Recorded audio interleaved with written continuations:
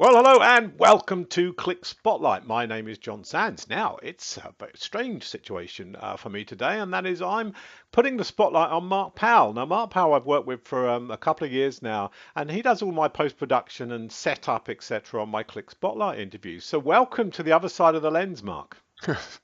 I would say it's great to be here, but I'll know better at the end of this interview.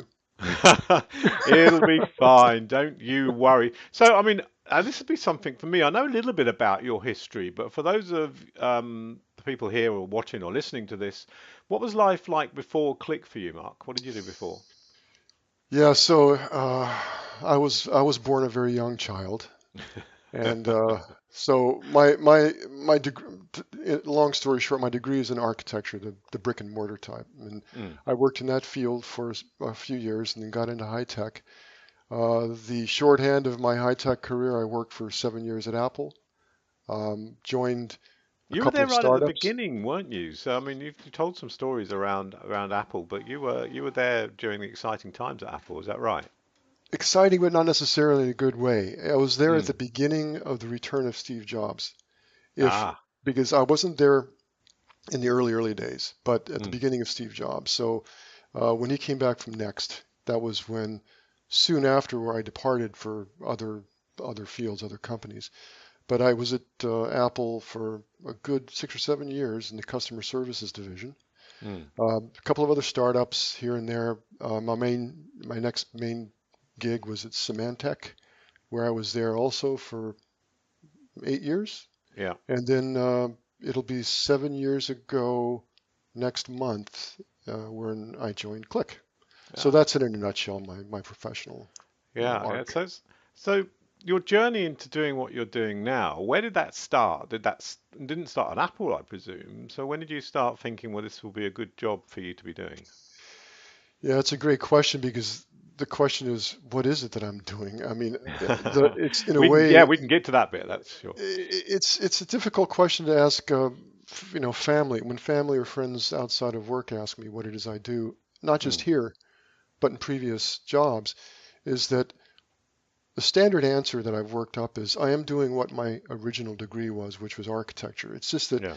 it's not brick and mortar architecture, it's architecture of information, it's architecture of graphics, of user experience. A lot of the same things that I did before in the building architecture I do now, the management of trades, the management of expertise, how systems come together, those kind of connections.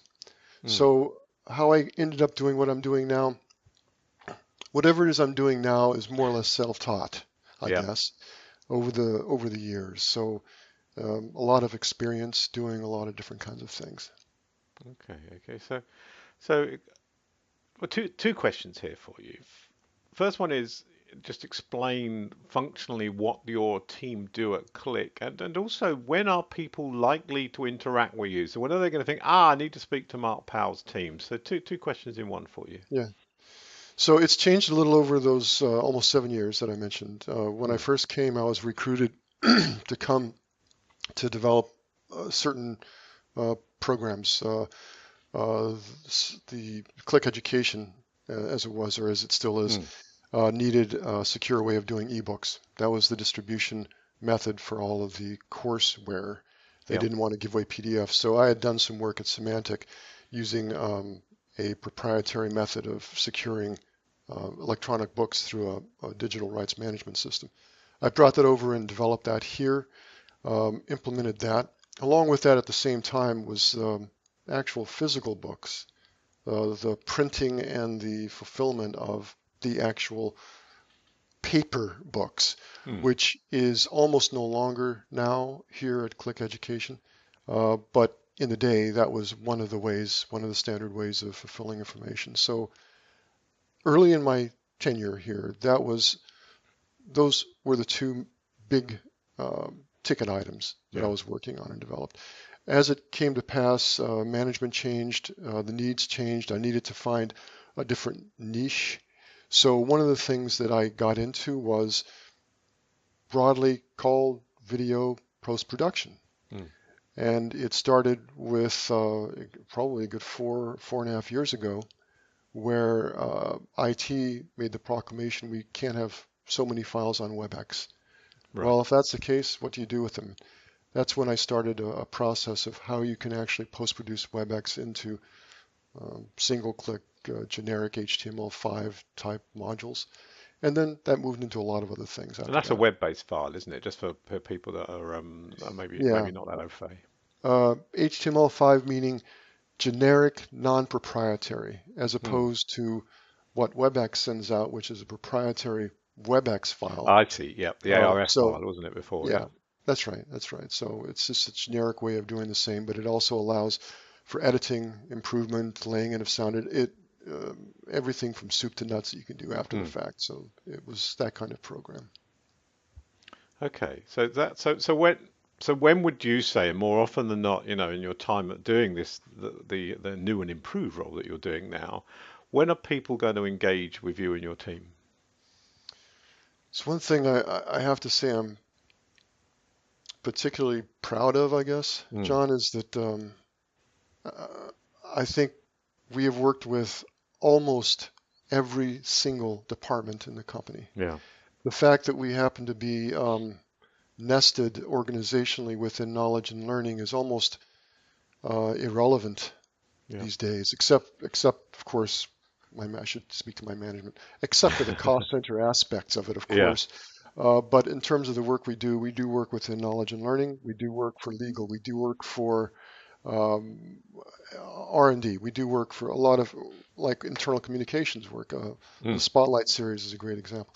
There's a lot of things that we do for every single department in the company, and it's something that I take a lot of pride in because it Hmm. relieves a lot of pain for people. What's the old expression? It greases the skids Yeah. for a lot of organizations, and that's something I really aspire to, and I'm take a lot of pride in it. And I think it is incredibly important. And you mentioned the series of interviews that I started, the spotlight interviews, and this couldn't happen with the process that me and you go through. And also this kind of education, because everything's education, isn't it really? Yeah. In a visual way and sometimes in an interactive way is very, very important, isn't it? Because just having, a PowerPoint slide or just having dry information such as a PDF is not as good. We need to be able to also see that in a visual way as well. It doesn't cheapen the whole thing by saying that there really has to be an element of entertainment in learning. Yeah. And that's that can be taken the wrong way by a lot of folks because I don't mean to be superficial entertainment, but to engage people. It takes a little bit of work on the content developer. For example, what you're doing with Spotlight, it's not something you just sort of do. It's something that takes a lot of preparation Hmm. and the way that you engage with your interviewees, it makes it for the most part, I think, fun for the people, and it comes Yeah. through on the interviews. Scaling that to the other things that we do, right? We need to make it so that it's easy and so that it's fun, I guess, to the degree it can be fun. You know what I Yeah. mean?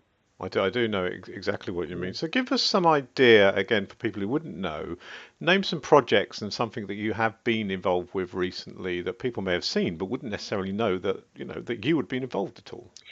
So anything you click on in any messaging that might go out, anything from CJ's message to the organization to the spotlight um, train the trainers Hmm. to the Christmas message from Mike Capone, which you were present there also for that.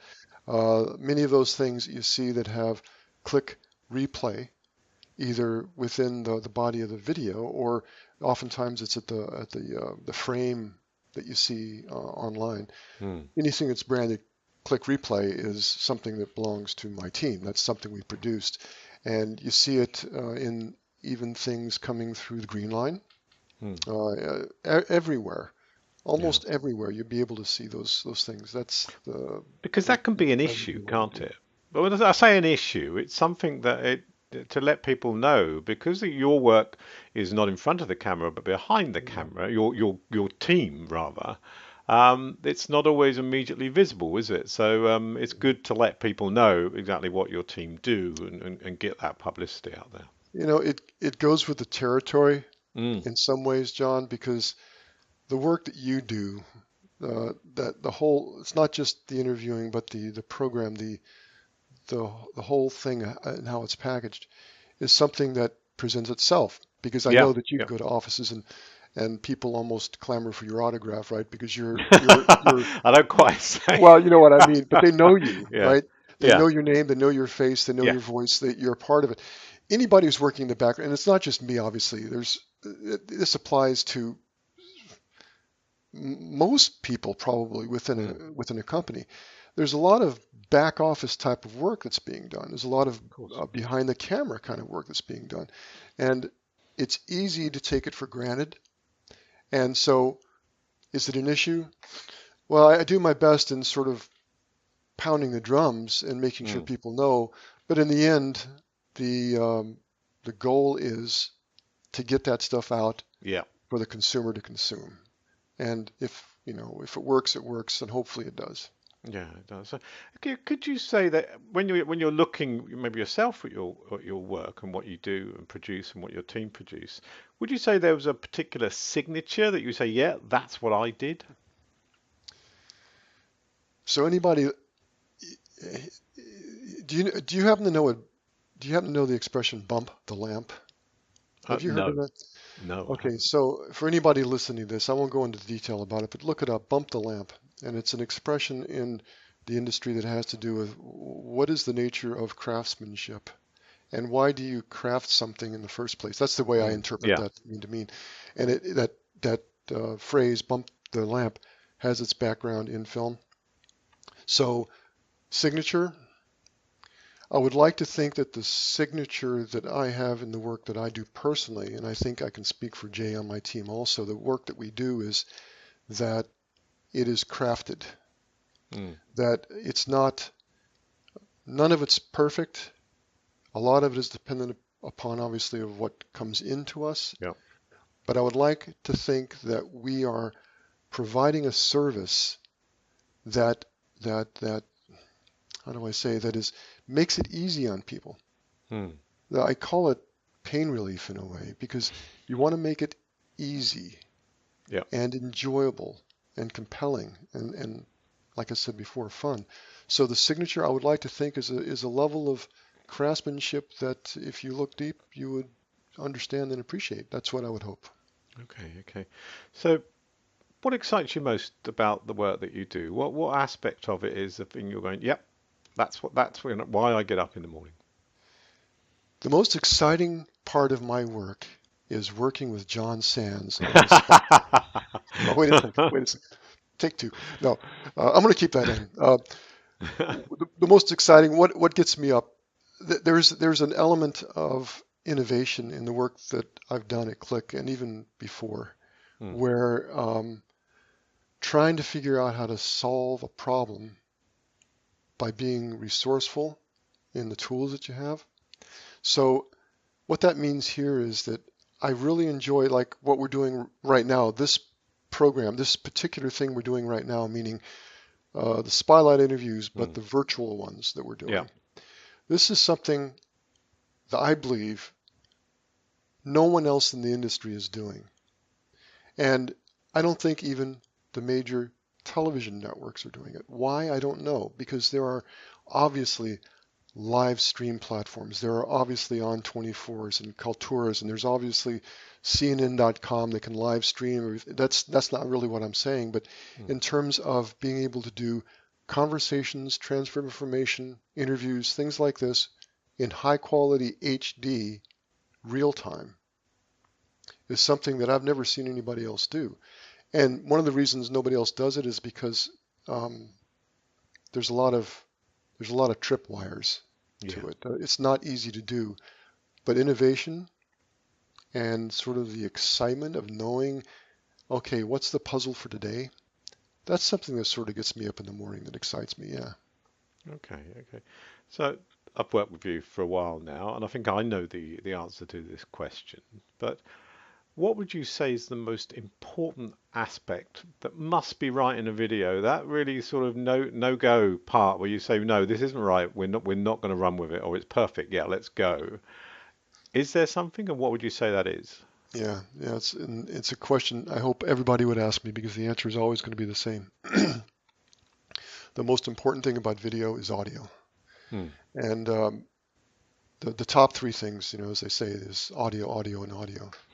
And the reason is because that it's twofold. One is that there are many things visually that can be repaired, enhanced, can be brought up to high definition in post-production for Yeah. visuals. For audio, almost nothing. So the quality of the audio that somebody records in is going to determine the maximum level of quality that you're going to get in your work no matter what. And that applies to let's say a WebEx type of presentation, Hmm. even if you're doing it to yourself, WebEx, and recording it that way, if it's a meeting or if it's a presentation or town hall, if you're speaking into a speakerphone that's in the middle of the table, kiss it goodbye. Yeah. It'll never be good. If you're using a good quality headset or mic with maybe support people around you or helping even better, then it will be. But audio, John, audio is the best, is the most important thing, absolutely. Yeah, yeah. I mean that was going to be my next question was what keeps you up at night, and that'll be it. The same thing, won't it? It'll be audio. Getting From the the work audio we've right. done Yeah. together, right? It's Yeah. you and I have been on site and have done these things, and the Mm. audio is the thing that makes me tear my hair out. Absolutely. It does. So we have an understanding of what you're doing now, and what your role entails with Qlik Replay. But if I could offer you your dream job, what would that be? Well,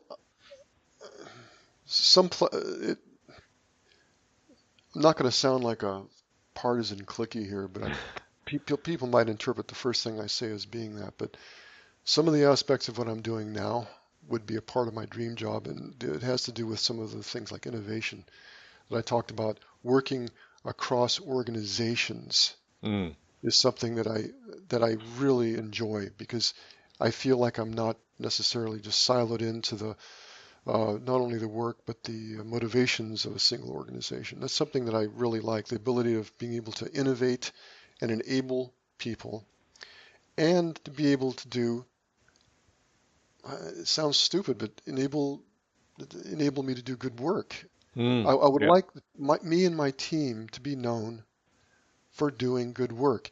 If something comes down the pike that either we can't do, that we can't do on time, or that is too much garbage coming in that we can't help but garbage going out would be the result, we'll say no, and I will crack a whip, and I will Mm. be blunt with people, and that's part of my job. But my, what's the word, the covenant sort of that I have with Mm. people is that if you are willing to do your work, if you're willing to do your homework, I'm going to die trying, making sure that product is just Yeah. what you want. As long as you do your side, I'm going to do my side. So, dream job is having a whole series of clients, customers, internal stakeholders who really know what they're getting from us and really appreciate it. So I got a lot of that here already. So, Yeah. I don't know if that answers the question, but those are Well, the I was elements. hoping you were going to say astronaut or brain surgeon, but Brain no, that's fine. surgeons, I'd be the first subject actually if I were a brain surgeon. I work on my own. Okay, okay, no, that's great. That's great. Thank you. So we're getting into more of the realm of what makes Mark Powell. And I think this would be a very long interview if we went into all of the ins and outs of what makes Mark Powell. But we'll try and keep it concise. Mhm. So you're an author now. What kind of book would you write?